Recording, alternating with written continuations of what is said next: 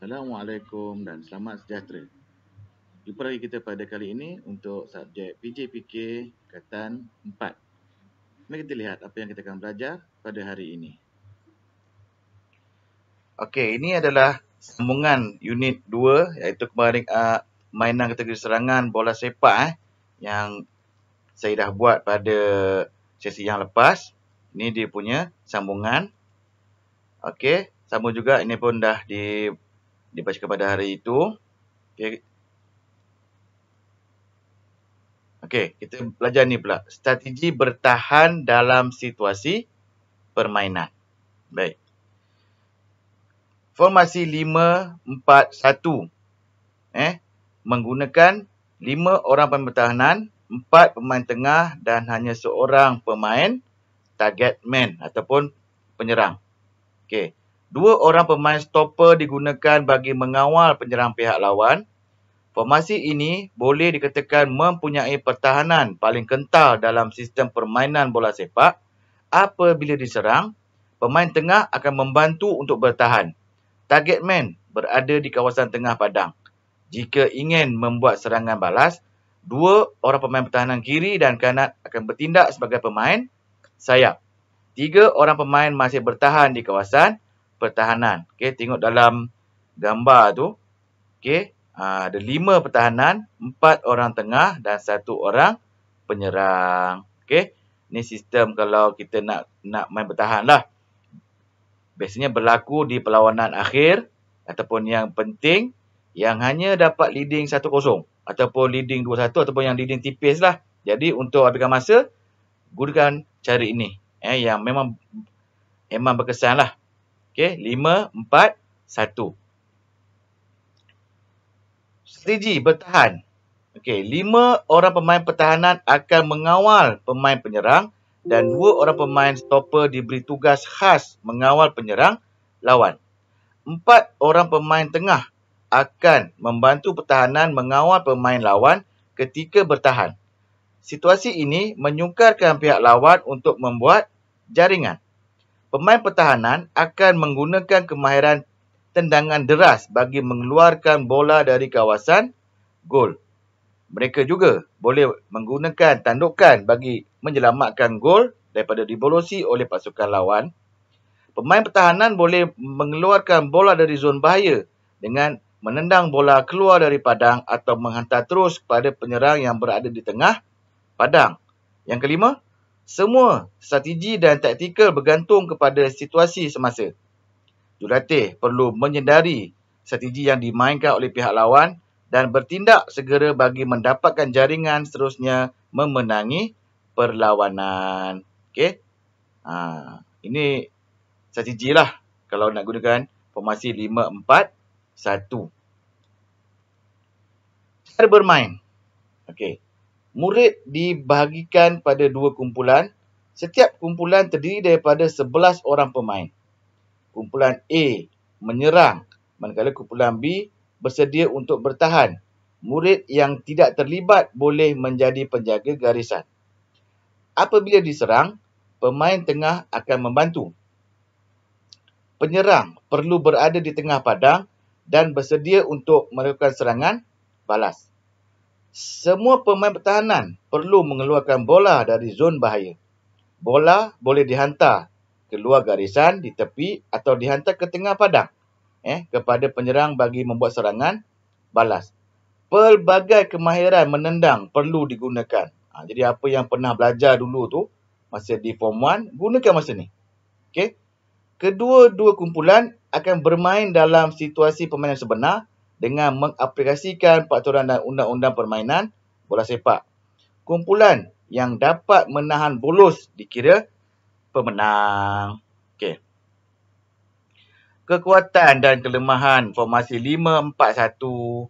Kekuatannya adalah diguna pakai bagi jurulatih yang memilih untuk bertahan dalam sesuatu perlawanan.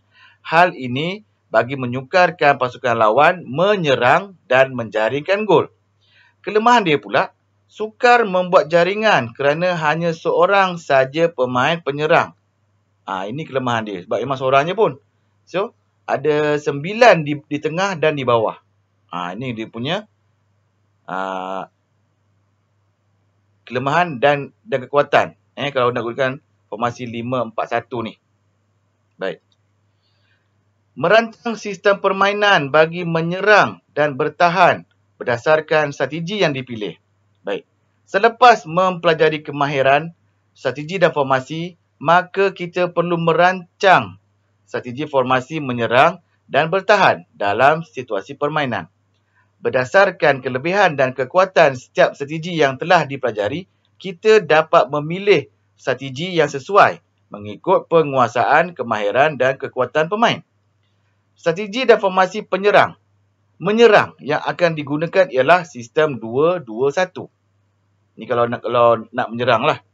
Pemilihan formasi bertahan juga memerlukan kekuatan, komunikasi, kepantasan dan koordinasi setiap pemain dalam pasukan bagi menguatkan sistem pertahanan. Formasi bertahan yang dipilih ialah 3-1-1. Okey, kalau tadi menyerang 2-2-1, untuk bertahan 3-1-1. Formasi ini dipilih kerana 3 orang pemain sayap akan menguatkan jentera pertahanan pasukan. Matlamat bertahan adalah untuk menggagalkan serangan-serangan pihak lawan atau mengurangkan peluang gol oleh pihak lawan. Namun begitu, strategi serta formasi menyerang dan bertahan bergantung kepada situasi permainan semasa berdasarkan kekuatan dan kelemahan formasi pasukan lawan. Harap fahamlah. Formasi 2-2-1. Ini kalau kita nak menyerang. Formasi ini meletakkan 2 orang pemain pertahanan, 2 orang pemain tengah dan 1 pemain menyerang. 2 orang pemain pertahanan akan bergerak ke tengah padang ketika serangan dibuat. Mereka akan membantu pemain tengah yang bertindak sebagai pemain sayap semasa serangan dilakukan. Hantaran bola serta komunikasi antara pemain perlu tepat dan jelas bagi mengelakkan kehilangan bola ketika hantaran dibuat. Hantaran lirik dan tepat sangat sesuai dalam formasi ini kerana permainan berlangsung dalam gelanggang futsal. Okey, kalau hantaran tak tepat, memang susahlah. Kesian pada rakan yang nak terima bola tadi tu. Kawalan bola dan kemahiran menyerkap yang baik diperlukan bagi melancarkan serangan kepada pihak lawan. Menyerkap ni kalau dalam bahasa Inggeris yang saya faham adalah exhaust. Kita exhaust bola tu yang dihantar oleh kawan kita supaya bola tu tak mantul ke arah lain. Okey. Asakan berterusan dalam kawasan D membuatkan pihak lawan kucak-kacir dan mendatangkan peluang untuk jaringan dibuat. Formasi ini memudahkan transisi bertahan ketika serangan mengejut dilakukan oleh pihak lawan. Cara bermain dan menentukan pemenang. Serang pantas nama dia. Murid dibagikan kepada 2 kumpulan berlima. Kumpulan A menyerang manakala kumpulan B bersedia untuk bertahan. Ketika menyerang, 2 orang pemain tengah akan bertukar menjadi pemain sayap. Pemain penyerang sayap mestilah pantas bergerak. 2 orang pemain pertahanan yang menjadi pemain tengah pula akan bertindak sebagai penyerang sokongan. Pemain penyerang menunggu di tengah gelanggang untuk membuat serangan mengejut jika bola berjaya dikeluarkan dari zon bahaya. Jaringan boleh dibuat dengan kemahiran menanduk dan menendam mengikut peluang semasa permainan berlangsung. Kumpulan yang mendapat jaringan terbanyak dikira pemenang. Semua strategi dan taktikal bergantung kepada situasi semasa. Jurulatih perlu menyedari strategi yang dimainkan oleh pihak lawan dan bertindak segera bagi mendapatkan jaringan seterusnya memenangi perlawanan. Kedua-dua kumpulan akan bermain dalam situasi permainan sebenar dengan mengaplikasikan peraturan undang-undang permainan bola sepak. Variasi yang pertama itu adalah ubah sesuai gelanggang dan yang kedua ubah sesuai peraturan permainan. Tengok keadaannya. Gelanggang kita di sekolah cukup atau tak cukup, kita ubah sesuai. Okey. Ini gambar dia lah. Contoh permainan kecil. Situasi menyerang. Tengok. Ni ada lembu teks. Yang warna biru tu arah pergerakan bola. Yang warna putih arah pergerakan lawan. Okey. Yang baju hitam tu adalah menyerang. Baju putih tu adalah bertahan. Baik. Formasi 3-1-1. Formasi ini meletakkan 3 orang pemain pertahanan, seorang pemain tengah dan seorang lagi pemain penyerang. Semasa bertahan, 3 orang pemain pertahanan akan dibantu oleh pemain tengah dengan menjadikan 4 orang pemain bertahan di kawasan D. Keadaan ini akan menyukarkan pemain penyerang kumpulan lawan untuk membuat jaringan. Kawasan D yang dipenuhi oleh pemain pertahanan akan menyebabkan penyerang lawan terpaksa mengeluarkan bola dan menarik bola kembali ke tengah gelanggang. 4 orang pemain pertahanan ini perlu mengeluarkan bola dari kawasan D. Terusnya, membuat hantaran kepada penyerang yang menunggu di tengah gelanggang. Bola boleh terus ditendang keluar garisan atau dihantar kepada penyerang. Formasi ini merupakan formasi terbaik bagi bertahan dalam permainan yang dibuat dalam gelanggang futsal. Okey. Cara bermain dan menentukan pemenang. Bertahan kental nama dia. Baik. Murid dibagikan pada 2 kumpulan berlima. Kumpulan A menyerang manakala kumpulan B bersedia untuk bertahan. Ketika bertahan, pemain tengah akan membantu 3 orang pemain pertahanan menjadikan pemain pertahanan seramai 4 orang. Pemain penyerang menunggu di kawasan tengah gelanggang. Kumpulan yang dapat menahan bolos dikira pemenang. Semua strategi dan taktikal bergantung kepada situasi permainan semasa. Jurulatih perlu menyedari strategi yang dimainkan oleh pihak lawan dan bertindak segera bagi mendapatkan jaringan, seterusnya memenangi perlawanan. Kedua-dua kumpulan akan bermain dalam situasi permainan bola sepak sebenar dengan mengaplikasikan peraturan dan undang-undang permainan bola sepak.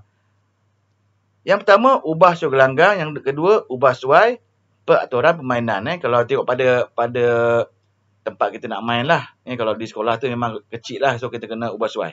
Baik. Ini gambar dia, contoh. Okay, yang biru tu adalah arah bola bergerak.